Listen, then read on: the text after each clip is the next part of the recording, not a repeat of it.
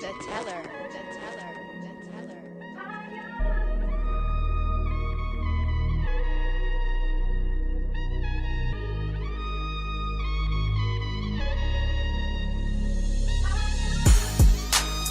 It's another day. Left jab, right jab. This is MMA.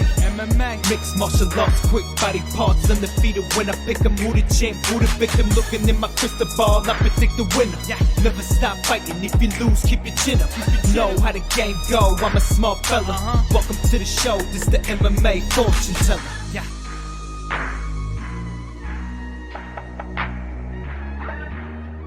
The MMA fortune teller. The teller. The teller. The teller. What is up, you guys? The Teller checking in for another episode.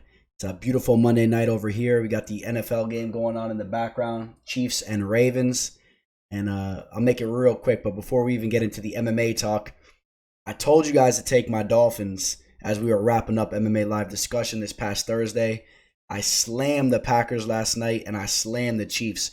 All at underdog odds, 3 NFL plays in a row. So things have been very, very nice. I mean, this game looks like it's a wrap, but I guess you never know. I mean, we still got a little bit of time left, but needless to say, we're going to be talking about what happened, with this UFC card. It was another profitable event. So things are crazy over here. I'm at a point. I always say this. I try not to get too spoiled because when things are going really, really good and you have a lot of money coming in, try not to forget when you have the rough patches because sometimes you'll get a little crazy. You don't want to start throwing bets out there left and right before you know it. You're coming back down to earth. Try to remember the tough times because, you never know, where you could hit some turbulence. And, of course, it's been really, really good over here for the teller. A lot of money has been coming in. These fight cards have been great. And, of course, we do have Holm versus Irene Aldana coming up this Saturday. But let's take a look back at the fight card that we just had this past weekend, which I went 3 for 4 on my plays. I hit 2 underdog bets, and we're going to be talking about them here. So let's start at the bottom and work our way up. Danilo Marquez took out Khadis Ibragimov. Those are 2 guys that should not be in the UFC. Not trying to be disrespectful at all, but in my opinion, I know Danilo had a long layoff, but he was a tough customer, good BJJ, but I don't think he's UFC caliber. Khadis is gone. That's 4 losses in a row. We go to the next match. Juan Espino, who was out for some time, battling some injuries. He takes out Jeff Hughes. This was one of the first legs of my 5-unit parlay, which Juan Espino, I just felt that he was going to win this fight. He could have won this fight in a variety of ways. Of course, he could have used his grappling, which he's amazing with his grappling and whatnot, his submission skills, working with ATT. Jeff Hughes has a very low volume on the feet as well, so I even thought Juan Espino, would even get the better of him there. Juan Espino's more aggressive, and even though he's older, he looked to be in way better shape. In my opinion, he's more of the professional fighter, so I was all over him there, and I'll get to who I parlayed him with in a minute. William Knight versus Alexa Kamer. Shout out to William Knight, man. He looked good, and he's now shown that he's a real threat to the division because Kamor, I know he only had 6 professional fights going into that fight, but in my opinion, Kamor was a top prospect. So the winner of that fight, is going to be doing some big things. And in fact, Kamor could still do some big things too, but Knight is the real deal. That guy is dangerous with his grappling and his ground and pound. Now we go to the Ludovic Klein versus Shane Young fight. This was a 3-unit play for me. I locked him in at plus 115, plus 113, and I just missed grabbing him at plus 150. Man, the line just moved just before I jumped on that play there, so I was a little upset about that. Could have grabbed him at plus 150. Everyone that watched fight tape on this fight knew that Klein should have been the favorite. You guys should have all been sniping that. So Klein went in there, and he absolutely made quick work of Shane Young, and that was a quick day in the office there. Jake Matthews took out Diego Sanchez. That was the other leg of my Juan Espino 5-unit parlay. Again, you parlay those 2 plays together, we're talking right around minus 193. I don't want to hear none of that, oh, you parlayed high guys, this and that. There's a method to the madness, man. If you're grabbing those types of plays, 2 team parlays, you're getting them around those odds, there's nothing wrong with that if you feel very confident about it. And I said this and I'll say it again, try to keep your parlays to 2. Obviously, you can't have a 1-team parlay, and I'm not a big fan of 3 or anything above that. Occasionally, maybe a 3-team parlay, but I don't recommend that. Brad Riddell, I actually threw some money on him on the live line after he won the second round. Was able to grab him right around minus 155, I believe it was. And it was kind of obvious he was going to take that fight over after that. So that was cool. Made some small money there. Hakeem Dawodu, I did pick him to win that fight. And I don't know if he did. It was a close fight. But I noticed that not a lot of people were on Hakeem. A lot of people were talking crap in the comments, saying Zubaro was going to run through Hakeem. I didn't really play with that as far as money goes. Not even worth talking about what I would put on it. Something really small, just a little online betting thing. That was the type of fight I would have stayed away from. I felt like it was a complete coin flip, and it played out like that. And again, I have money on every single fight. It kind of sound like a degenerate there, but small money. If you're watching the fights, you want to enjoy them. You can have a couple hundred here and there. But when we're talking about official plays, we're talking about big money, thousands of bucks for me over here at least. So it's a little bit different. But whatever I won on Hakeem there, I don't even I could pay for a meal or something. Ketlin Vieira took out Sajar Eubanks. A lot of us thought it would play out like that. Sarge did have a nice little win there, but she's back to reality, and that's how her fight should have played out against Avila, but somehow it didn't. Women's MMA is crazy. Brandon Royval, I did edge Kai Kara France to win that fight. I said it was a very close fight. Everyone that was on the fight companion with us, we talked about taking the Brandon Royval bet. Why not? The value was there. Overall, I thought Kai Kara France probably would have won a decision, but when you're getting Brandon Royval right around plus 185, 190, there was some value there, and I probably should have made that an official play. But nevertheless, made a little bit of money on that. So that was definitely the most exciting fight of the card. Then the next play, Jan Blachowicz, your boy here had him. It was a 1 unit play, but I got him at plus 230. So, what was that? 2 plus 230. So I got him at 2.3. I profited 2.3 units on that. Not a lot of people were on Jan Blachowicz. So I do take some pride in that pick. A lot of people were making fun of me in the Instagram comments. People were talking crap. Dominic Reyes was going to run right through him. And, I felt very comfortable taking Jan at a line like that, even plus 200 if you could have grabbed him there. Anything in that range, Jan Blachowicz to me is the more seasoned MMA fighter. Dominic Reyes is a little bit more of an athlete, and his stock was riding really high after that John Jones fight. And he still hasn't proven to me that he's championship caliber the way he faded towards the end of that fight. I do think he'll be back, and he'll be back strong, but Jan Blachowicz is a guy that's really shooting for the stars, man. And I want to see him take out John Jones because I think that he would take out John. So you can quote me on that. I really like the body kicks that Jan was working in that fight, landing in that same spot over and over. You saw the big welt on Dominic Reyes' the side of his body, and Jan kept whipping it. And I just think that he's really hitting another level right now. And John Jones is a guy, obviously one of the greatest to ever do it, but I don't know. I think that they're kind of at different parts of their careers, man. John Jones hasn't been looking that great out there. I don't know, man. I have a feeling that, if I can get Jan in that fight at good odds, which I think you would be able to get, I would jump on it. So quote me on that. Keep the video footage. Israel Adesanya and Paulo Costa. I was disappointed because it was not even a close match. I did have another very small play on Paulo Costa, 1.5 unit, my only loss on the night. Like I said, I hit 3 of my 4 bets. I did lose on the Paulo Costa play. A lot of people were talking crap about that too. The way I looked at it, though, I saw value in both the dogs and the co-main and the main event. I felt comfortable I was going to win one of these fights.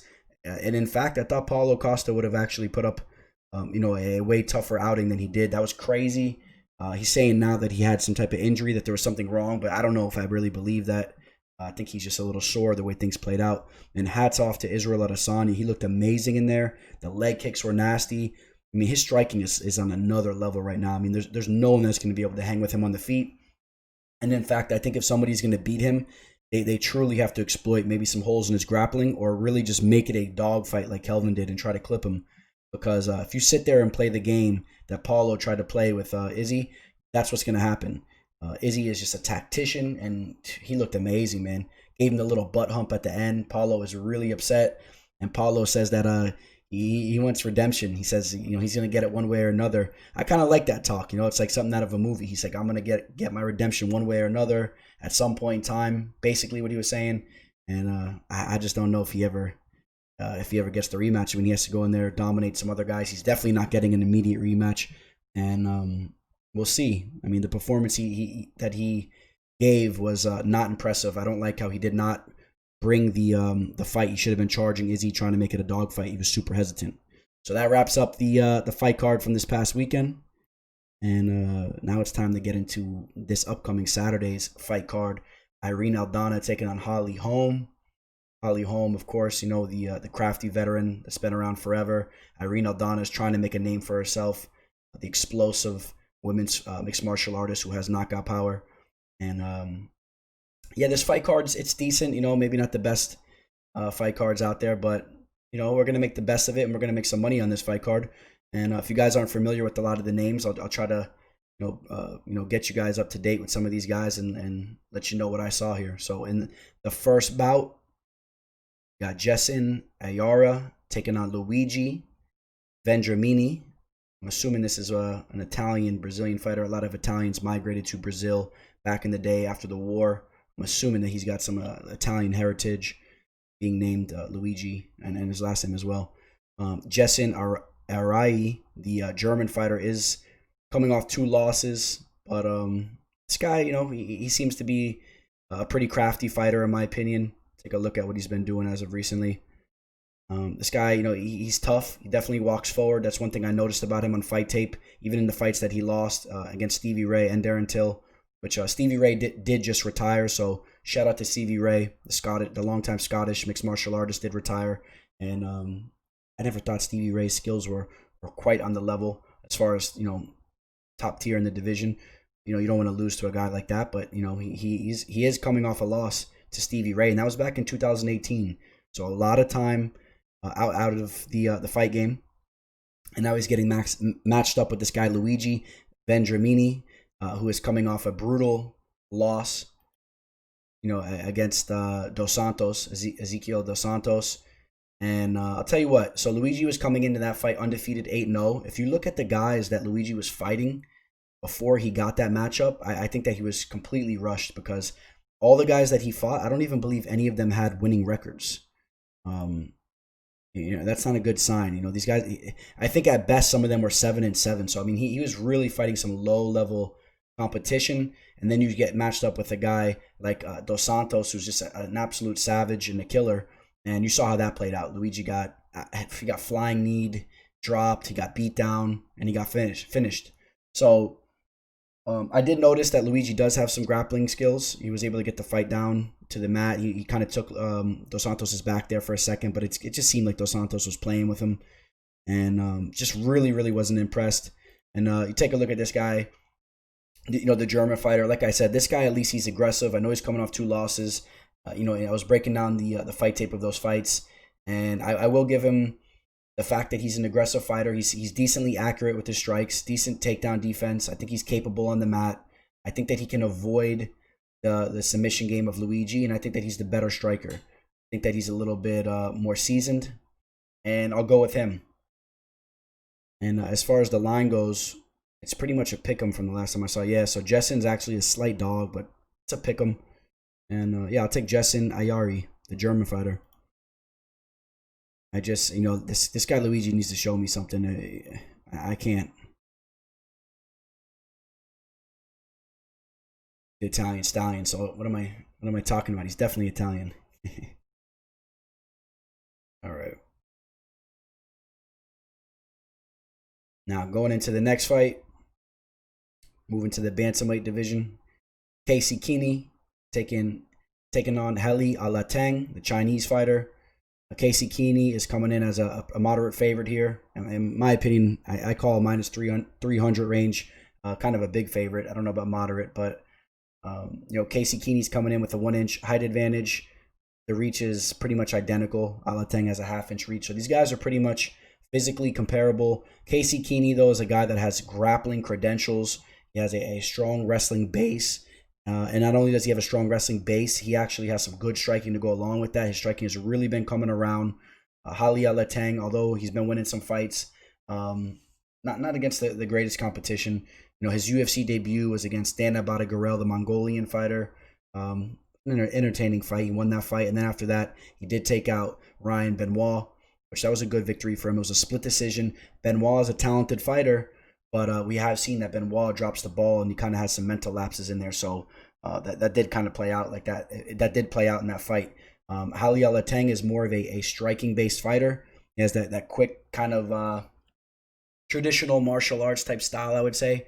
I don't know if I want to say traditional martial arts, but if you guys catch my gist, I'm not gonna say it's not like a karate type style, but he's very light, he's very quick, kind of that Asian type of striking. You know, he's not really sitting down on his punches completely. He has decent power as well, but he's a quick fighter, man. He's a quick, throws out quick leg kicks, and he has some speed with his striking. But I think Casey Kenney has the edge here all day. Just like I said, he has the grappling advantage, and I think Casey Kenney's the real deal. I truly do. Casey Kenney's been matched up with some top dudes, and he's delivered. So, I seen him battle Ray Borg. That was a great fight. He's been in there with some solid guys, and actually, yeah, we made some big money on him in his last fight. We had him in a parlay where he took out Louis Smoka, and I thought that was a mismatch. And what was that Louis Smoka? No, that wasn't Louis Smoka. Who was that I parlayed him with? Oh yeah, it was. Yeah, Louis Smoka in his last fight. Yep. And then the fight before that, he lost to Merab Davashvili. You guys know Merab's the real deal. No shame in that loss. He took out Manny Bermudez, Ray Borg. That was his UFC debut. He was doing his thing in LFA for a while. Also has a victory over Brandon Royval. Take note of that as well. Roman Salazar. I mean, trust me, Kenney is battle tested, and he's the better fighter here. And he should win this fight. Definitely should win this fight. And remember, these guys they're smaller fighters, so a little bit of a less likeliness that somebody gets caught with a big shot or something like that. So Kenney really should handle business here, in my opinion. That's what I feel. There was Alateng battling with Ryan Benoit. Ryan Benoit's a good fighter too. So, but like I said, I kind of gave my thoughts on how that played out. But Ryan Benoit, he needs to work on some things. And yeah, definitely going with Kenney there.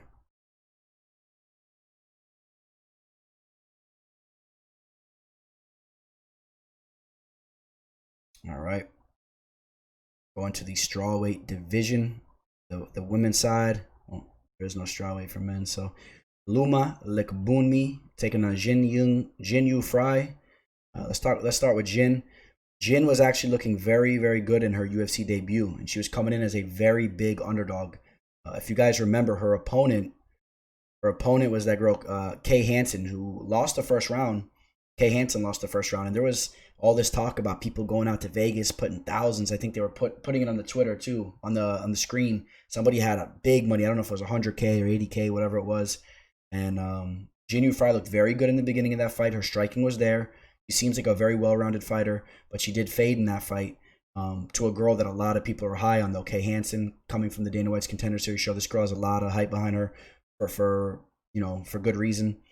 And so, stylistically, a little bit of a different matchup here. Loma Lookboonmee is she is what do you think she is? She's a Muay Thai fighter fighting out of Thailand, Tiger Muay Thai, Lookboonmee Muay Thai gym. I guess she has her own gym over there, and she's nice on the feet. I can never really say, I can't say anything really too bad about her on the feet. She has that natural Muay Thai type of style. She flows. She's quick in there, and she's using all of her appendages, man. The elbows, the knees, the kicks, the punches. And Jinh Frey's coming in as the dog once again. But I did like what I saw from Jinh. I think this is a better matchup for her here against Loma. I think she has a realistic shot to win this fight. I really do. Kind of on the fence of who I like in this spot as well. This was the fight where she got caught with the armbar. I don't expect to see anything like this, in this fight.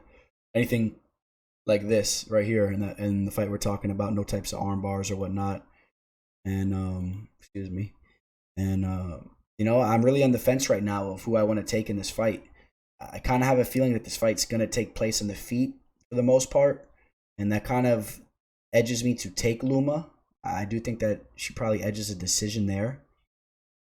Maybe she gets a stoppage in the feet. I don't know about that, but as of right now, I'm gonna take Loma, and it may change. Like I say, keep tabs on me on my Instagram for Saturday for my official pick. But as of now, taking the more natural striker, who's been looking pretty decent. And just to compare them real quick, 2-inch height disadvantage for Loma, and a 3-inch reach disadvantage as well. And she's coming off that loss against Angela Hill. Angela Hill's been putting in work, no shame in that. And took out Albu. Took out Monique Azevedo. Yeah.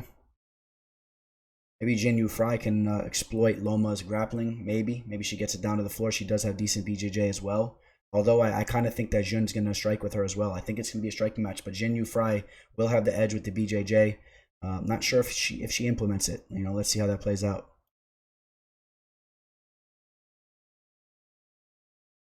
All right.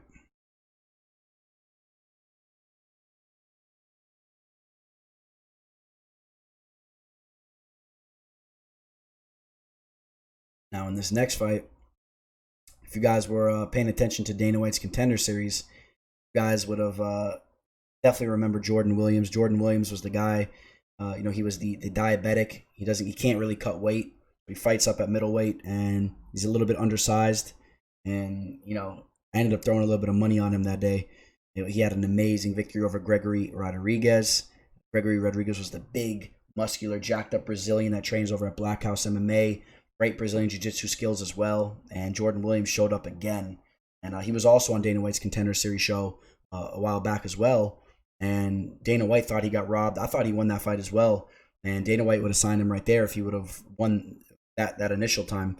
And I think everything worked out perfectly for Jordan, because the fact that he didn't get signed that time, he was able to come back, and he really, really made a statement in this previous fight that I was just talking about. And I think he's made a big name for himself. So you guys, and if you don't know about him, you're going to know about him soon for what this guy brings as he starts to fight in the UFC, because this guy has a big heart. He puts it all on the table, and he's willing to throw down and sling some punches. So he's taking on this guy, the Russian sniper, Nassourdine Imavov. He's fighting out of France, but I believe he's Russian. I believe so. Is the Russian last name, the Russian sniper. Broke down some tape on him as well. And real quick though, before I get into that, 3-inch height advantage, and he's actually at a disadvantage with the reach, is Imavov. And I was just breaking down some film on him, and I'm watching him in the first round, and very, very low volume. Wasn't really overly impressed with his striking, and then all of a sudden, he starts working some ground and pound from side control, drops some nasty elbows, and starts to hurt his opponent and gets a finish in there. Even the fight went back up to the feet, starts landing some nasty shots. So, this guy fighting out of the MMA factory, 24 years old. I think that he has that type of style that he kind of. This is the fight I was talking about too, the Jonathan Menuer, where he finished him in the first round. This guy has the type of style that's really not so imposing when you're watching it, but I guess he's just really smooth in there. Doesn't put a lot of energy and force into his shots, but he just kind of keeps coming and he flows with his shots. And I think this guy, he has some potential here. But back to Jordan Williams. We talked about him earlier. Jordan Williams, this was the knockout that he had. This guy, Jordan Williams, he throws heat, and I like the way he comes out there and he fights, man. He keeps his chin nice and tucked, you know what I mean? People are landing shots on him. They're catching him on top of the forehead, and I think he has a granite chin. Like I said, he's not really cutting weight, so he's nice and fresh in there. And he throws heat himself, man. He'll knock you out. So I like what I've seen from him. I really do. And here's the Russian sniper. Yeah, remember, this is a good fight here. This is a good fight. I expect this fight to take place in the feet. I really do. Jordan Williams has some good takedown defense. Does have some grappling abilities. And in my opinion, he's the type of guy, though, that even if he has the edge with his grappling, from what I've seen, this guy likes to throw hands. I think that's where he's going with his fights. This guy's a crowd pleaser. He's looking to walk forward and sling heat at you and take you out. And I'm going with Jordan Williams here again. I'm taking this guy Jordan. I like him. And I think he'll continue to make a name for himself. I think this guy has some real potential. Again, now this loss to Ramazan, he should have won that fight most likely. So, we're talking about maybe a 1, 2, 3, 4, 5 fight win streak. Dwight Grant, UFC caliber fighter. No shame in that loss. Rodrigo Vargas. I mean, this is legit. This guy's legit here. And but the Russian sniper looks decent. So we're gonna see what's up. We're gonna see how this plays out. As far as the line goes, right around minus 150 for Jordan. So it's reasonable. Line, there's something to work with there, one way or another, man. However you're feeling, but I like Jordan Williams. Line is good. Nothing crazy going on there.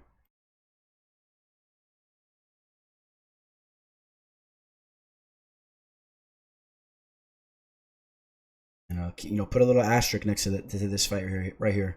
I think this does have some potential to be a very entertaining fight. All right. We got Joshua Culibao taking on Charles Jourdain. Fight's taking place in the featherweight division. A lot of you guys are probably familiar with Joshua. I believe he did take a short notice fight against Jalen Turner, the Tarantula. He was completely outclassed in there. But Jalen Turner is a guy that's a real threat at this point. People are starting to take note of what abilities he has. He's been working on his grappling. His striking's nasty. He's rangy. And he's working on his takedown defense. And guys are shooting in on him nowadays. And he's making them pay for it. And that's what he did to Joshua. Joshua was trying to get some trip takedowns and whatnot. And was not able to do that. And he got beat up pretty good in that fight. But now he was completely undersized in that fight too. So take note of that. He was completely undersized. That fight was at lightweight. Where now he's fighting at featherweight. That's definitely the weight class he needs to be at. In that fight, you could tell he just wasn't looking to be in such great shape, in my opinion. Even though you're taking the fight on short notice, I'm not really understanding why you're looking like that. I mean, maybe you should be a little bit more lean, and you should be dieting year round. You're a professional fighter and whatnot. You're waiting for the big call, but maybe I'm looking too much into it. Joshua Culibao taking on Charles Jourdain. Charles Jourdain, the technician. This guy is very technical on the feet. Nice leg kicks. And I'm a fan of Charles Jourdain, who's coming off a great fight against Andre Fili. Looked good in the beginning of that fight. Did slow down a little bit as the fight went on. But Andre Fili is a world-class fighter. And Charles Jourdain is one of the very few Canadian fighters that we still have going strong, man. I mean, we got some out there, Tanner Bozer and a couple other guys. But what happened to Canadian mixed martial arts, boys? Come on. Hey, what happened, You guys got to get it together, man. I think of back in the day, the Rory McDonalds, the George St. Pierres. So many good Canadian fighters, man. Comment below, man. Who's one of your favorite Canadian fighters, man? We had, what's his name, Stout. Who else did we have? Sam Stout. We had so many Canadian fighters, man, that were good back in the day. You don't see a lot of them these days, in my opinion. Maybe I'm forgetting some of them, but I don't know. But yeah, Charles Jourdain is a solid fighter. He's actually coming in with a reach disadvantage, and a 1-inch height disadvantage. And take a look at what he's been doing recently. Like I said, he lost to Andre Fili. Looked great against Doo Ho Choi. Went into that fight as an underdog and cashed in for some people. Lost to Des Green. Des Green is a very solid fighter. I believe he may have taken that fight on short notice. Trying to remember. But lost to TJ Laramie. You guys are familiar with him. So this is a good fight for Charles here, man. I think that Charles will have the edge on the feet. I think that's where he could use his leg kicks, and I think that he'll outpoint Joshua Culibao. I think Joshua will try to get this fight down to the mat here or there. I'm not sure if he'll be able to do that consistently for the entire fight. He's 8-1, and he's been putting in work before that. But I mean, you look at the names. Not that deep of level of opponents, so that's always something you need to look into. Charles Jourdain is battle tested, and I'm taking Charles Jourdain to win the fight.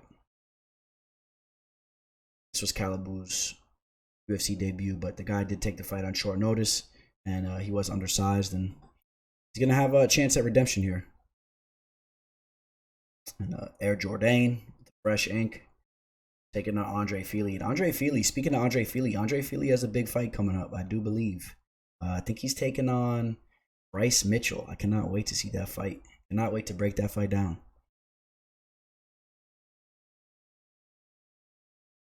Yeah. If anyone's taking Joshua, man, comment below. And stay tuned to the end of the breakdown. I'm gonna do some shout outs to people who made some bold calls on the last week's card. Next time I'll try to pop those off in the beginning for you guys too. But I'm gonna pop out some shout outs towards right before the main event breakdown.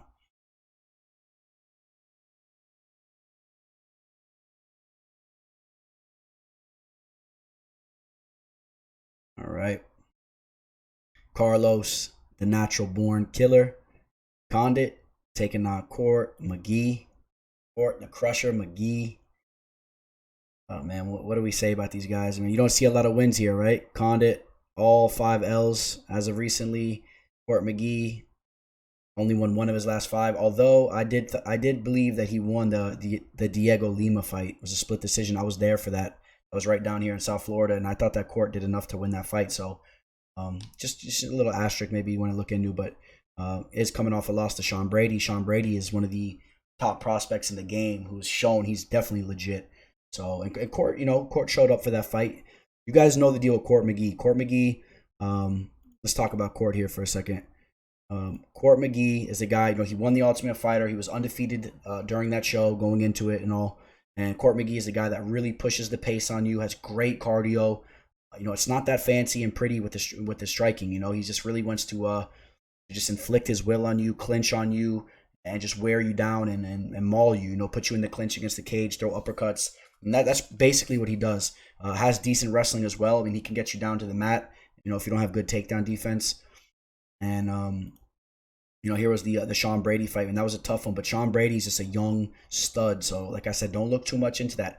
Court McGee still has the ability, in my opinion, to exploit certain guys that have problems with their cardio or problems with their grappling. Court's a tough customer. I know a lot of you guys know the story behind him. He almost overdosed, and obviously he didn't. And ever since that day, or right around that time, he had a whatever you want to call it. I guess he saw the light and he changed his life, and he found fighting, and the rest is history. A very solid mixed martial artist, and I'm a fan of his. And now he's taking on Carlos Condit, who is Carlos Condit, man. What can I say about Carlos? This was one of my favorite fights of his. I was a diehard Carlos Condit fan from the WEC days. I was always a big fan of his back in the WEC days. He always brought it. He always had he always had that grit, that, what do you want to call it, man? That look on his face like he wanted to kill you, man. He was just grilling you, at the weigh-ins, the stare downs, leading up to the fight when the referee's talking to you, he's looking at you like he wants to kill you. And he was strictly business. The nickname was very fitting, the natural born killer. This guy was just in there to take you out. This was his knockout against Dan Hardy. I remember seeing this, man. I was just chilling in my room up at college, just vibing out. When that happened, man, I was jumping off the couch and going crazy.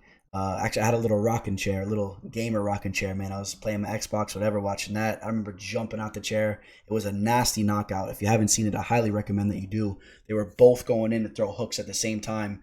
Condit's was a little bit more of like a hybrid hook, and he just slapped Hardy on the chin and slept him. Nasty knockout. And at the time, I really didn't like Dan Hardy, even though he's grown on me. Shout out to Hardy. But yeah, at the time, I wasn't a big Hardy fan, so I was happy to see that.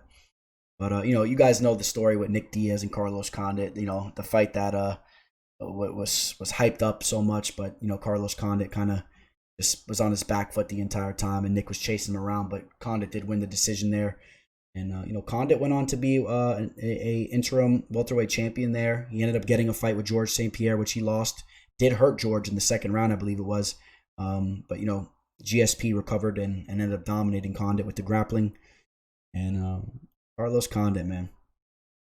Carlos, 6'2", and we got to pull up the resume of Carlos's. You know the deal. Carlos is he likes to strike for the most part. I mean, people say that his BJJ is not the best. I think that he's capable on the mat as well. He's just a little bit past his prime at this point, man. He kind of fell off a little bit. I think the game passed him up. 36 years old, coming off the loss to Michael Chiesa, got finished by Alex Oliveira. Neil Magny beat him. Damian Maia, Robbie Lawler. I mean, these aren't no cakewalks, any of these guys, but you think of the old Carlos Condit, you expect him to take these guys out, but it's just not the old Carlos Condit, man. Game caught up with him. I mean, you look at him back here, and this is where he was just winning fights left and right. The Roy McDonald fight was crazy, too. That's when Roy McDonald was just a kid. He was just a little kid. He was like 23 years old at the time, I think, or whatever he was, and he was, undefeated, and Roy McDonald beat the crap out of him until the very end of the fight. An amazing fight, man. Saw that at Buffalo Wild Wings up in Tallahassee, and an excellent fight. The Martin Kampmann, I remember this fight. This is when he made his UFC debut, when the UFC signed all the WEC guys. I was really excited to see him in there. I was rooting for him. I was very disappointed that he lost that fight. Of course, Martin Kampmann became a fan favorite as well, but I could talk about these fighters all day, but Carlos Condit against Court McGee. Let's get back to business here. Carlos Condit, I think that he'll have the edge with the striking if he can keep his distance and make it a more point style type of striking match. Court McGee will look to make it ugly, try to wear on Carlos, and Damn, man. Who do I take here? I'm going to take Carlos Condit, man.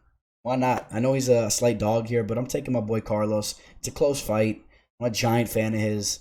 I'm not saying that you want to have money on either of these guys right now at the point that these guys are at in their careers. I don't know, man. Maybe Court kind of grinds him out, though. You know what I mean? And kind of wears in him. Carlos just really hasn't been looking that good as of recently.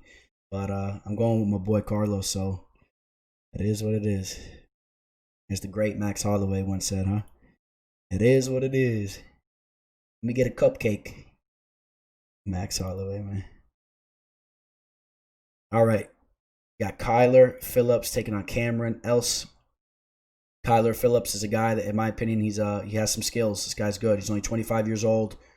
He's going to continuously look better in there. Fighting out of the MMA lab, one of the top gyms in the game. You know, you got Cameron Els, who's actually put some time in at the BMF ranch over there and with Jackson Wink and all that. He's 10-4. Was not overly impressed with him on tape. I just wasn't. I was breaking down fight footage on him. He fights very lower level types of opponents as well. And I just wasn't really that impressed from what I saw from him. I mean, the kid, he has to go out there and he has to show something to me. He's 29 years old too, so yeah. I mean, it's not like he's that young. I like Kyler Phillips here. I think that Kyler, like I said, he's a very capable fighter. I think Kyler Phillips has some nice grappling skills. Can work his ground and pound. He has submission skills. He can hold his own on the feet. And Cameron Else is the type of guy, you watch him striking on the feet, man. It's not that impressive. There's not a lot of pop on his strikes. I've seen him kind of trip down to the mat pretty easily as well. This guy, he loses his footing in there. I mean, Kyler, if he wants, he can get this fight down to the mat, I believe. And Kyler coming off 2 nice wins. And that's right, he was on the Ultimate Fighter. Lost to Brad Katona. That might have been to go in the house. I'm trying to remember. But I don't know what happened to Brad Katona. But I'm on Kyler here. I like Kyler. Although the line is kind of high in my opinion. Kyler looked very good in his last fight. So, little picture of his last fight. And take a look at the line real quick. Minus 450. I do believe that line is high. A little surprised to see that, but at the same time, I understand that he's the superior fighter. But I don't know. We'll take Kyler Phillips to win the fight. Maybe he works some ground and pound. All right, now this next fight, I'm excited for. I'm looking forward to this fight a little bit more than some of the other ones that we've been looking at. Dequan Townsend taking on Duško Todorović. And Dequan, you guys are familiar with him. This guy brings it. The UFC keeps giving him opportunities because he brings it every time he's in there. He's on a three fight losing streak, but he's in there to throw haymakers at you and to make it a brawl. This guy Duško, if you're not familiar with him, you're gonna wanna get to know him, and I think that you don't even have much of a choice. This guy is legit. I think he's gonna be hanging around in the UFC for quite some time. The Serbian fighter. He's only 26 years old. I was somewhat impressed from what I saw of him on Dana White's Contender Series. That was a while back. And there's just something about him that you could tell that he holds his own in there. And this kid has a lot of promise. I like his striking. Very cerebral. Very, very precise with his striking. He was strong in the clinch. He's not the type of fighter that's going to make any mental errors in there for the most part from what I've seen. He's smart. He knows when he's up on the cards. He knows how to stall and just, make the right decisions to win the fight. The fight against Teddy Ash, he made some smart decisions in there and he won that fight. Before that, he was coming off a knockout against Michel Pereira. You guys know, you guys all love Michel, and he's proven to be a dangerous fighter. And it was funny, because he was coming off all these finishes, but when he fought in the Dana White's Contender Series show, he was just composed in there and he took his time and he made sure that he had the victory. And the UFC had no choice but to sign him just because of the talent that the UFC knows that he has. So I like him. I think he's going to be way too technical on the feet for Dequan. Dequan is going to be throwing these crazy hooks, these crazy power, overhand shots, this and that. He's going to be throwing everything with the kitchen sink on the feet at him. But that unorthodox type of brawling style is not going to be enough against the tactician in Duško. Duško is going to be throwing his jab straight down the middle, his 1-2 straight down the middle. And I think it's going to hurt Dequan. We've seen Dequan hurt and finish as well, I do believe. So don't be surprised if you see a finish here. Yeah, the Dolce fight. He got hurt in that Dolce fight, which that was a brawl. Did lose 2 decisions in a row. I would not be surprised if Duško gets a finish here. He definitely has the ability to do that, and I think that the way Dequan fights, it could play out to be an entertaining type of brawl because Dequan's going to be coming. You know, Dequan knows he needs to get a win here. You can't lose 4 fights in a row and hang around in the UFC. So this is make or break for Dequan, and I expect him to be coming at Duško. And I think this time Duško is going to have to deliver now. In working with the UFC brass, like the Dana White's Contender Series fight was not the most exciting fight. Dana White talked about that a little bit. Now he needs to go in there and he needs to deliver. The UFC gave him his chance, even coming off that fight, and he is 9-0. He's deserving. But now you got to show up and you got to make it entertaining for the fans because that's all Dana White is about. And I think this is a guy that we'll be talking about for some time. That's my opinion on it.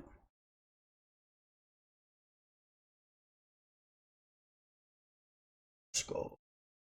Serbians are tough people, man. Serbians, they could fight. There's some guys coming out of there. So this was a fight they were trying to put together, but I guess it kept falling apart with the Welsh fighter John Phillips, the boxing-based fighter, and now he has Dequan Townsend. And you gotta like Dequan Townsend though, man. Dequan is a guy, like I said, he always brings it, and this guy's just a fighter, man. He's trying to keep his job in the UFC. Look at him.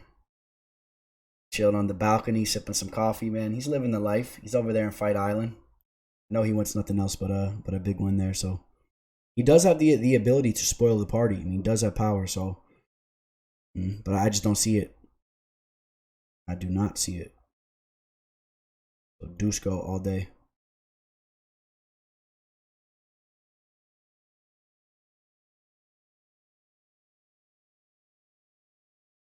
All right, made it to the top 3 fights. We're at the co-main event.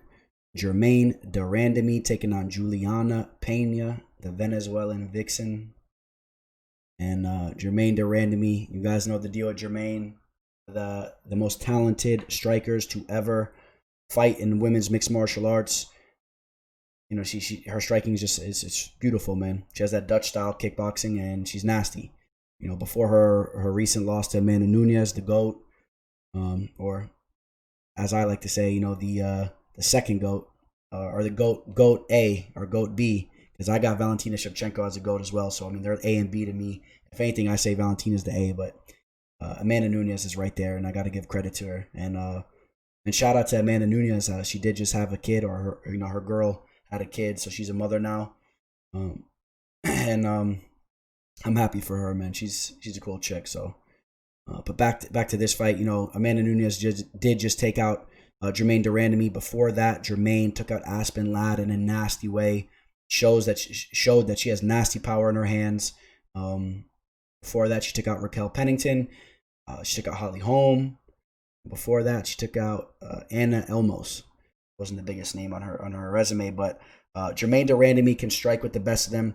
Julianna Peña, she could hold her own on the feet, but as far as I'm concerned, she's more of a brawling type of fighter that can grapple and ground and pound you. She wants to hang on you, take you down to the mat, work some elbows. She likes to get things ugly in there. And stylistically, I think this is a really nice matchup. Germaine de Randamie should have the edge in the feet all day. Julianna needs to make this fight ugly.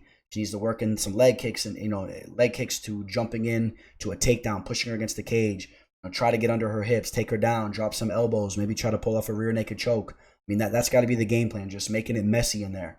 Where Germaine de Randamie just wants to circle, use her footwork, throw some nasty leg kicks, use her 1-2, and she has a 3.5-inch reach advantage, a 3-inch height advantage, and I'm excited about this matchup right here. I really am. Julianna Peña is a girl. Take a look at her real quick. She's battled injuries as of recently. She went in there and she showed up Nico Montano. Before that, she got beat down by Valentina, but Valentina is Valentina. And before that, man, she was on a hell of a win streak, taking out Jessica Ai, Kat Zingano. There was so much hype behind her. And if it wasn't for the Valentina Shevchenko fight, and that's really where Valentina really started to make a name for herself. But that was back in 2017. In which she bounced back with the victory over Nico. It was in 2019. So once again, she hasn't been in there for some time. And take a look at the line real quick. Pretty much a pick'em. pretty much a pick 'em, and it makes perfect sense. You know, it really makes perfect sense. This has been a hard fight to really break down. So, yeah, this is a fight that I'm not gonna. You might have to check my. You're gonna have to check my Instagram for my official play.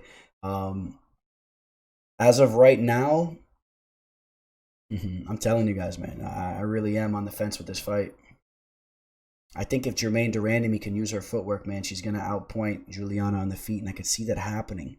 But I don't know if Julianna is gonna be able to make this an ugly fight and get this to the mat at some points in time in this fight. Whew.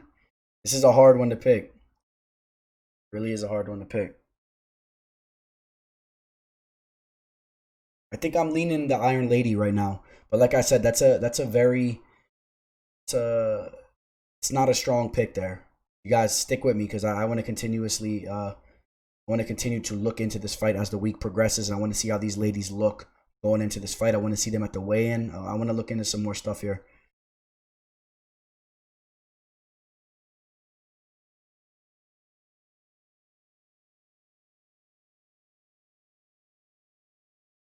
Nasty striking. She really does have nasty striking. If you can't get her down to the mat, she gives a lot of girls problems. Yeah, I'm taking Germaine de Randamie. I'm taking Germaine. It's probably going to stay like that. I don't know. Just stay tuned, though. Let's see how the week goes. Julianna Peña. Venezuelan Vixen. She's a tough chick, man. You guys remember her from The Ultimate Fighter. She really is a tough chick. Fighting out of Washington.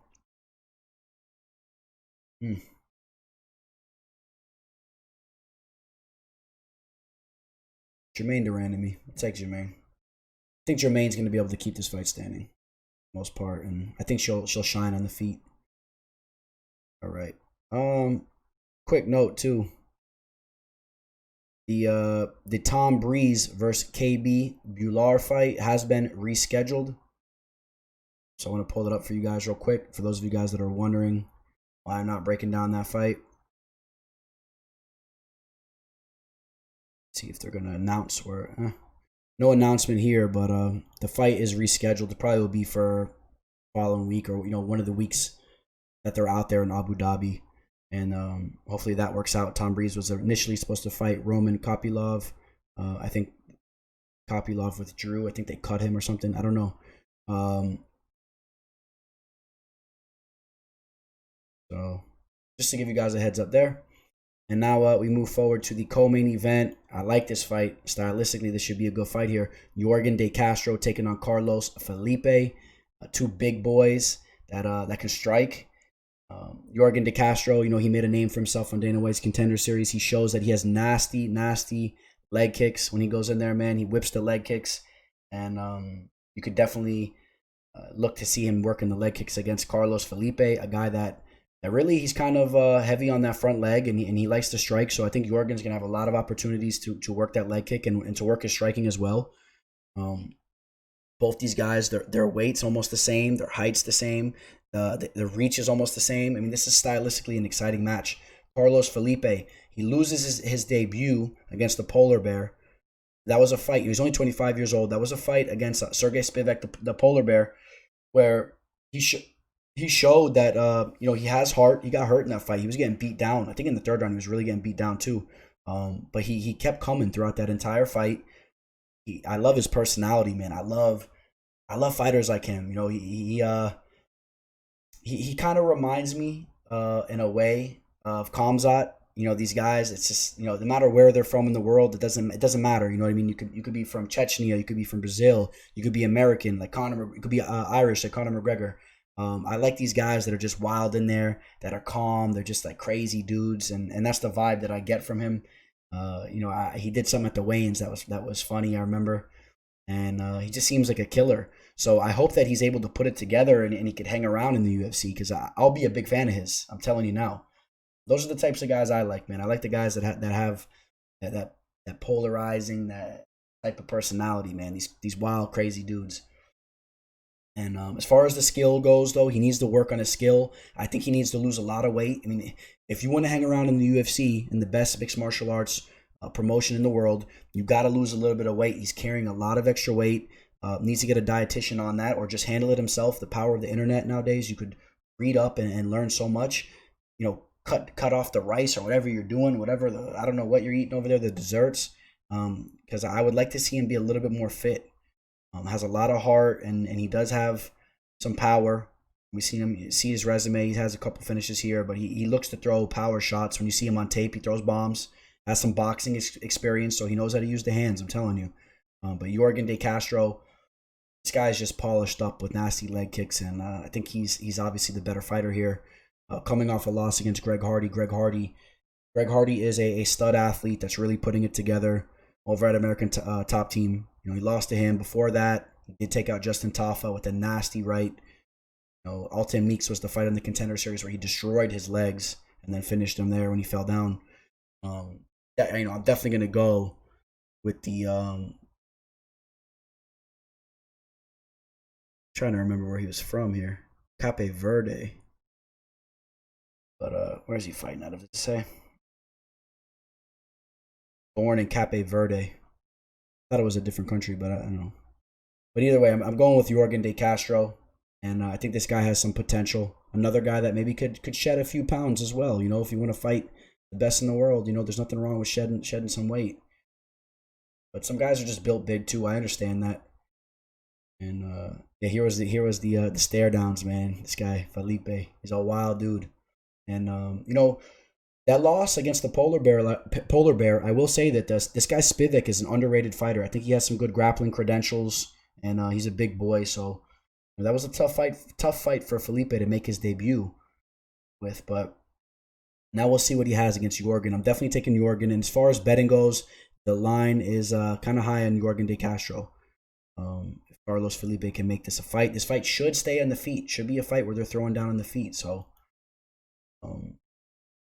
that's a fight that you want to definitely tune in for. All right. Making it to the main event.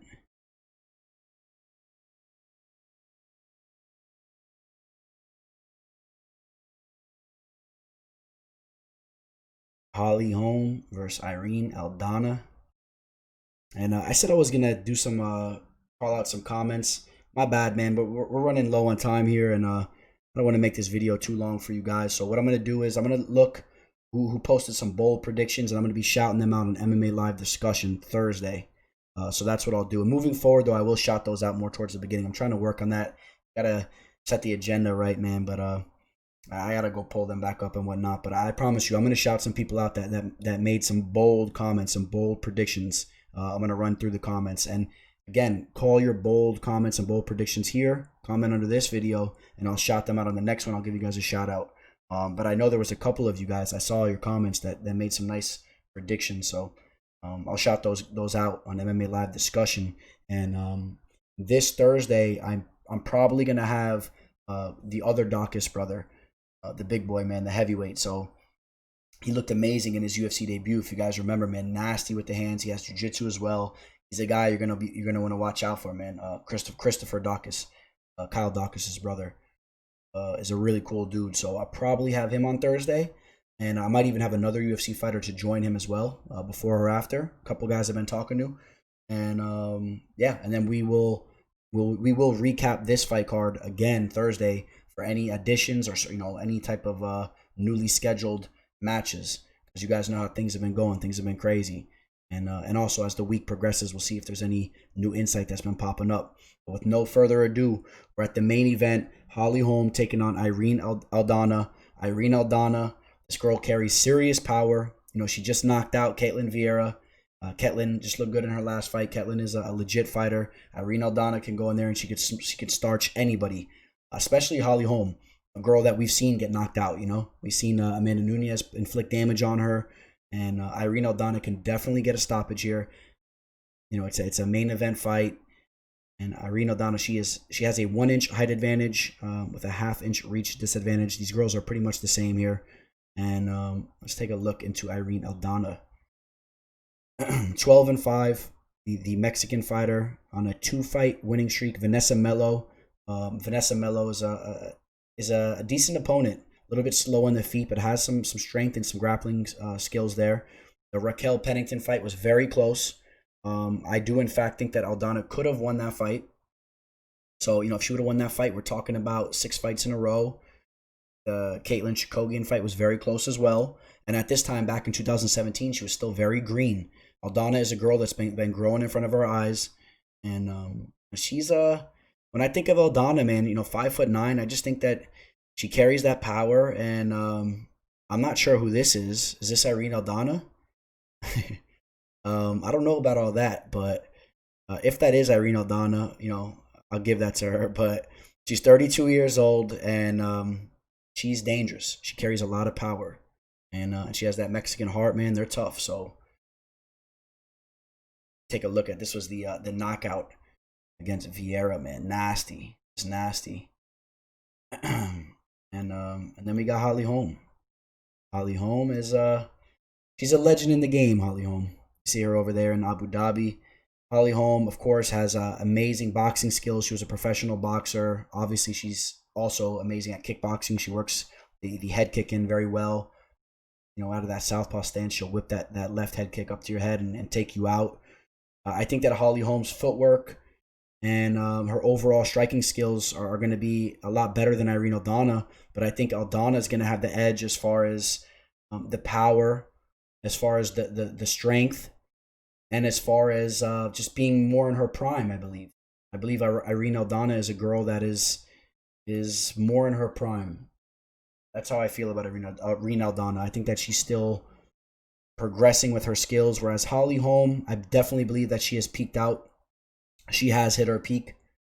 And take a look at Irene. Irene Aldana's 32. We'll take a look into Holly. Holly now is 38 years old. The preacher's daughter. She's coming off a win against Raquel Pennington for the second time in her career. Obviously, her UFC debut, she took out Rocky as well. Got finished by Nunes before that. Completely outclassed Megan Anderson there. Completely outclassed Betch Coeta. That doesn't really mean too much to me. That's a common opponent of both them. And Holly only loses to the best of them. She lost her title to Miesha Tate. Lost to Shevchenko. Germaine is no joke. Cyborg, Amanda Nunes. Only losing to the best of them. So, you got to realize that Irene Aldana, although she has a lot of talent and she's very dangerous, she's not really at that level right now. She's not at that level of the Amanda Nuneses, the Chris Cyborgs, the Valentina Shevchenkos. We're talking about world-class fighters. And Miesha Tate, man, when Miesha Tate was in her prime too, she was solid there. It was a different world of women's mixed martial arts back then too. Keep that in mind. But this is a tough one. I could definitely see Aldana getting the knockout. I definitely can see that. I can see Aldana hurting her in this fight. Holly Holm can possibly exploit Aldana's grappling. We've seen Holly Holm do that. The fight that I was talking about earlier, the Megan Anderson fight, which was a big moneymaker for me. I knew that was just a complete mismatch there. Megan Anderson was completely overrated because of her size. She's very slow. Now, that's not the case with Aldana. Aldana's big like that and whatnot, but Aldana has nasty power and she will land. So there's going to be some more danger here. Whew. Yeah, man, this is another fight that it's tough, man, for me to predict.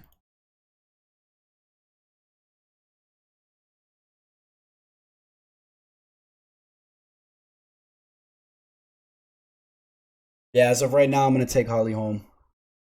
I like the fact that she has the grappling in her back pocket. I do like that.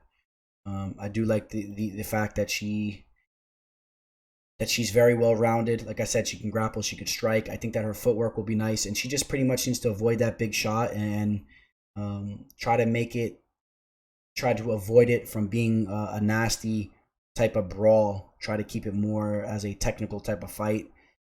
It's going to be tough, though. It's going to be locked in there for a while with Aldana, and Aldana's going to be coming. So this is a fight I could definitely see going either way. I want to see, this is another fight I want to watch as the week progresses, and tune in to MMA Live Discussion because I want to touch upon this fight some more Thursday as the week progresses. So, is this Holly over here? Get a little Holly Holm, man. It's funny. Shout out to Holly Holm. I'm a big fan of hers. Of course, you guys know what she did to Ronda Rousey. That's all history. And all right, guys, that's gonna wrap up the show. Like I said, Thursday, 8 p.m. Eastern, MMA live discussion. We'll have a couple fighters, or at least one UFC fighter on the show, and then we're gonna jump right into this card once again as the week progresses. I definitely want to talk more about this fight card, so I hope to see you guys there. We run live 8 p.m. Eastern, as I said. Catch me on Instagram, MMA Fortune Teller _ Catch me on Twitter, the MMA Teller. Shout out to everybody that came through for the Fight Companion this past Saturday and the week before. Hopefully we'll be doing one for this. Stay tuned. I'll announce that as the week goes on as well. And it's always a blast. And what we got going on with this football game over here? I got the score up right now. Oh, it's final, 34-20. So that just cashed. And for those of you guys that are interested in other sports bets that I give out, man, you can reach out to me for those too. Of course, the MMA bets, guys. You know, I'm always here for you guys. Check me out at you can DM me on Instagram or Twitter, but you could also send me an email at mmafortuneteller@gmail.com. Shoot me an email there, and of course, my MMA picks are always there for you guys. But also, man, I've been killing it with the sports betting in general. I mean, we got baseball going down, man. The playoffs are going to be hot. There's going to be a lot of money to make there. Football season is upon us. A lot of the college football, different divisions and whatnot are all starting to pick up. I know they're all starting to get back to work. The Big Ten, the Pac-10. There's going to be a lot of action going down with college football as well. There's money to be made all around the table, man. Like I said, things have been absolutely excellent over here. So do not be shy. Reach out to me. And with all that being said, there's only one thing to do. Signing out.